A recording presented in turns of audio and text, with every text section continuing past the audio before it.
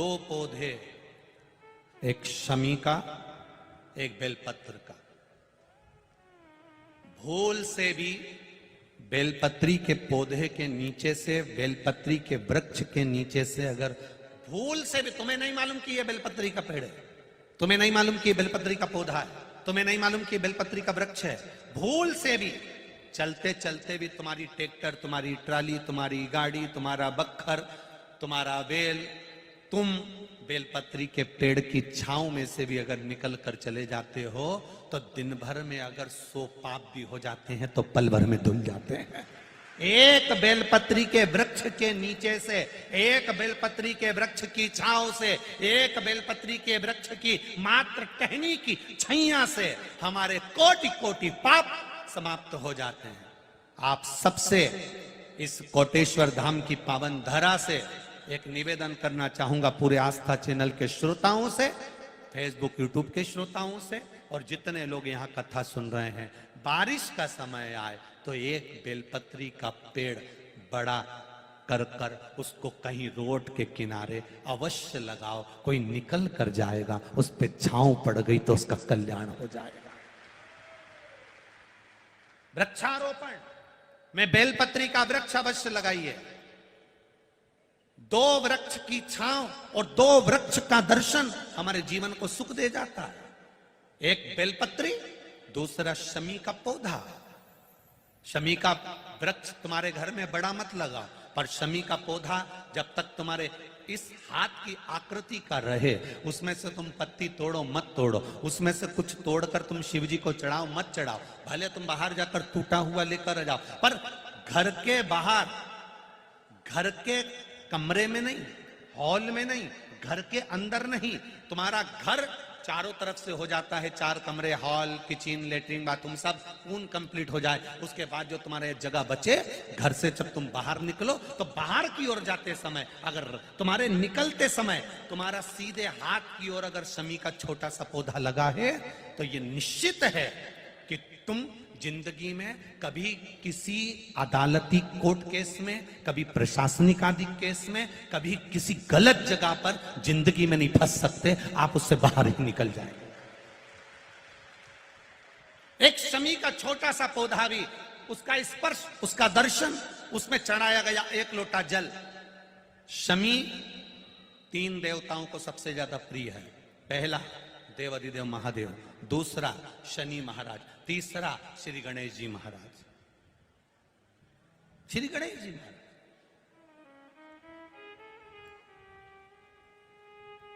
क्योंकि शमी की शादी करने वाला कौन था?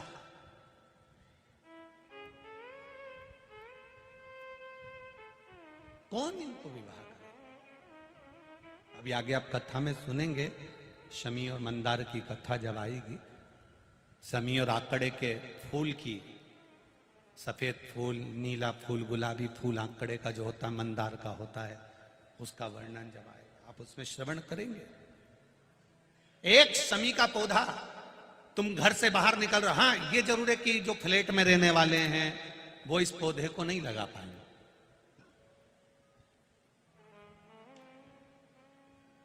क्योंकि जब दरवाजे से निकलते हैं तो अंदर गच्ची होती है, गैलरी होती है, तो कैसे लगाएं घर के बाहर। हाँ, आप डायरेक्ट निकल रहे हैं और आपका पौधा घर के बाहर लगा हो तो बात दूसरी, छोटा सा गमले में, ज्यादा बड़ा नहीं, छोटा सा। ज्यादा बड़ा हो जाए तो उसको कहीं और लगवा दो, छोटा। घर से निकलते समय सीधे हाथ पर अगर शमी का पौधा, आप निकल रहे हैं और आपका राइट हैंड है, सीधा हाथ है, घर के बाहर शमी का पौधा है, प्रतिदिन का अगर आपका नियम बन गया कि शमी को देखकर घर से बाहर निकल रहे हो, जिंदगी में कभी कांटे तुम्हारे जीवन में आ ही नहीं सकते, कोई रोड़ा आएगा ही नहीं, बढ़ जाओ। यही रह गया। शमी में शनि भी है, शमी में गणेश भी और शमी में शिव भी है। कल एक कथा चल रही थी,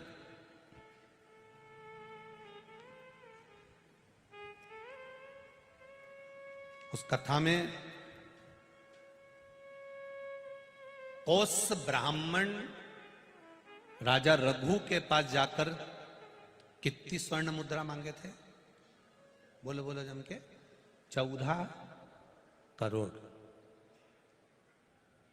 और उनके गुरु वर्तंतु ऋषि ने मांगी थी कि मैंने तुझे पढ़ाया है तो मुझे 14 करोड़ जो तूने विद्या अध्ययन करी है उसकी शिक्षा हेतु 14 करोड़ सोने की मुद्रा मुझे ला कर दे। और कौश ऋषि की आंख में जल था, राजा रघु के पास चले गए थे। वो रघु जिनका आज तक नियम लिया जाता है कि रघुकुल रीत सदा चली आई, प्राण जाए पर वचन। कौश आए, कौश ब्राह्मण ने आंख में जल भरा था। राजा रघु ने देखा, शिव जी की पूजन करके उठे थे राजा रघु, और उन्होंने देखा कि एक ब्राह्मण दरवाजे पर खड़ा हुआ है, आंख में अश्रु है उसके, नैनों में जल भरा है उसके। पूछा, क्या बात है ब्राह्मण देवता, क्या हुआ? हुआ क्या ब्राह्मण देवता, क्यों रो रहे हो?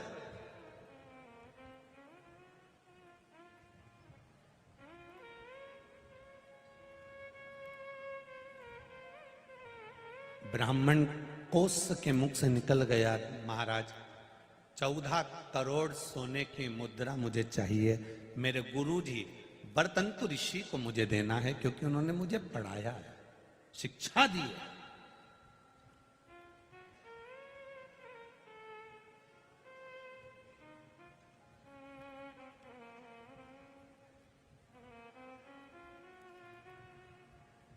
₹14 करोड़ कैसे दूंगा मैं आपको? अभी तो मैंने 3 दिन पहले यज्ञ करा है, बड़ा यज्ञ हुआ, समापन हुआ, पूरा कोष उसमें समाप्त हो गया। अब मेरे पास इतना नहीं बचा। 1,000 मांग लो, 5,000 मांग लो, 10,000 मांग लो, 20,000 सोने की मुद्रा दे देता हूं। 1 करोड़ भी अगर सोने की मुद्रा मांगते हो तो दे देता हूं, पर 14 करोड़ सोने की मुद्रा कैसे दूंगा? 14 करोड़ सोने की मुद्रा मेरे पास नहीं।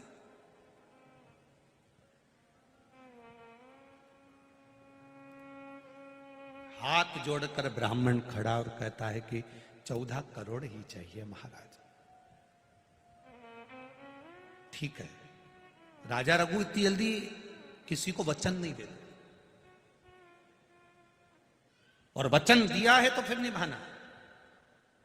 राजा रघु ने अपनी धर्म पत्नी की ओर देखा, और धर्म पत्नी ने देखा कि ब्राह्मण का बालक है, आंख में आंसू भरा है, इसको रोता हुआ नहीं देख सकते, दे दो। पत्नी से कहा, 14 करोड़ स्वर्ण मुद्रा नहीं है राजकोष में। आपने देवाधिदेव महादेव की पूजन करी है ना? शंकर का जो भक्त होता है ना, वो अड़भंगा होता है, अड़भंगा।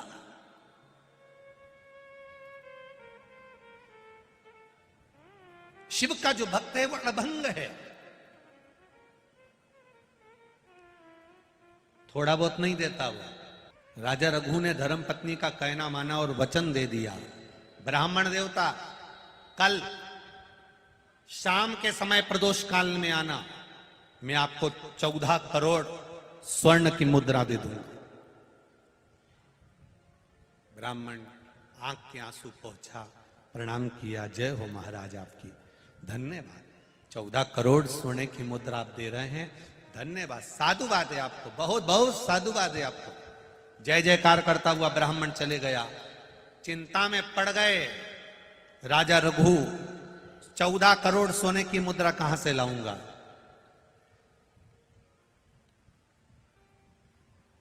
चौदह करोड़ सोने की मुद्रा कहां से लाऊंगा? और इतनी मुद्रा किसी आसपास के राज्य में भी नहीं है कि किसी राजा से लेकर जाऊं, किसी प्रजा से लेकर जाऊं।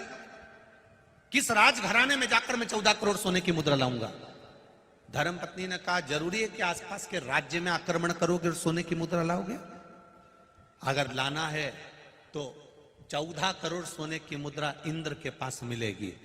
अभी तक नीचे आक्रमण करा था, अब की बार ऊपर आक्रमण करना है, घबराना नहीं है।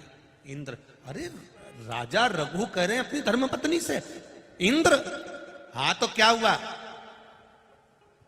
शिव का नाम लो, हर हर महादेव का एक नारा लगाकर टूट पड़ो। और राजा रघु ने तुरंत इंद्र के ऊपर आक्रमण करने की तैयारी कर ली। सेना तैयार, तब तैयार, बल तैयार। पत्नी के कहने पर आज राजा रघु देवाधिदेव महादेव की आराधना कर कर जाने लगे। जैसे ही जाने लगे, जाते जाते राजा रघु बस आगे बढ़े ही थे और बढ़ते ही धर्म पत्नी ने राजा रघु के हाथ में एक शमी का पत्र दे दिया, एक शमी का पुष्प जिसका कलर नीला था, गुलाबी था। वो पुष्प शमी का राजा रघु के हाथ में दिया। रघु ने वो पुष्प देवाधिदेव महादेव को समर्पित किया और इंद्र के लिए जाने की तैयारी करी। इतनी देर में तो इंद्र के पास पहुंचे ही नहीं, इंद्र स्वयं राजा रघु के पास आकर खड़ा हो गया। स्वयं इंद्र आ गया, राजा रघु स्वयं राजा रघु के स्वयं इंद्र पधारे। स्वयं इंद्र राजा रघु के पास। रघु, आप कौन? इंद्र। मैं तो आप ही के पास आ रहा था, आप ही के पास पहुंच रहा था। कैसे आना हुआ? इंद्र ने कहा तू आक्रमण मत कर, तुझे 14 करोड़ सोने की मुद्रा चाहिए ना। चिंता का विषय नहीं है, चिंता का विषय नहीं। एक पुष्प यदि देवाधिदेव महादेव को शमी का भूल से भी चढ़ जाता है तो उसका जो लाभ है, उसका जो फल है, उसका जो आनंद है, उसका जो एक आशीर्वाद है, वो 14 करोड़ स्वर्ण मुद्रा के बराबर होता है। तो चिंता मत कर। भगवान इंद्र ने उसी समय कुबेर को बुलाया, शमी के वृक्ष पर उसको बिठाया और बिठाकर शमी के वृक्ष से 14 करोड़ शमी के वृक्ष से स्वर्ण मुद्राएं प्रदान करवाई। वो स्वर्ण मुद्रा 14 करोड़ जब प्राप्त हुई तो कोस को दी गई। कोस ब्राह्मण ने उन मुद्राओं को ले जाकर वरतंतु ऋषि को दिया। वरतंतु ने वो मुद्रा पाकर पुनः राजा रघु को प्रदान कर दिया। राजन, मुझे तो केवल इस शमी की महत्वता को जानना था, इसलिए मैंने ये लीला रची थी। आपसे निवेदन है, जिंदगी में प्रयास करना। जब जब कहीं ऐसा तुम्हें महसूस होने लगे, जब जब तुम्हें ऐसा लगने लगे, ऐसा लगे आपको कि जीवन में संपदा की, वैभव की थोड़ी सी कमी सी लगने लगे, तब प्रयास करना। प्रयास, तब प्रयास करिएगा कि कहीं नहीं जाना। एक शमी का पुष्प आस्था चैनल पर आप लोग दर्शन कर रहे होंगे, नीले कलर का। एक सुबेरे कोई पत्रकार बंधु भी हमको ला कर दिए हैं शमी का पुष्प।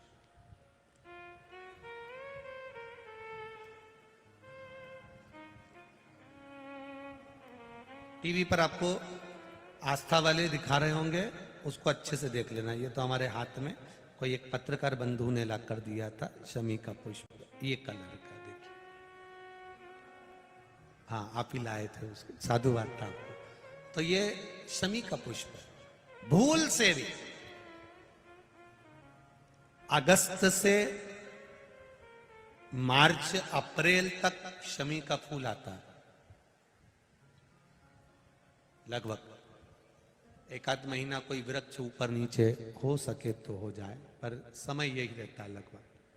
प्रयास कर, एक शमी का पुष्प भी अगर भूल से भी देवाधिदेव महादेव को समर्पित हो जाता है, शंकर भगवान को भूल वश भी चढ़ जाता है, तो व्यक्ति खड्डे में नहीं गिरता, अगर गिर भी गया तो उबर कर वापिस बाहर आ जाता है। धन वैभव संपदा में शमी पुष्प की बड़ी महत्वता।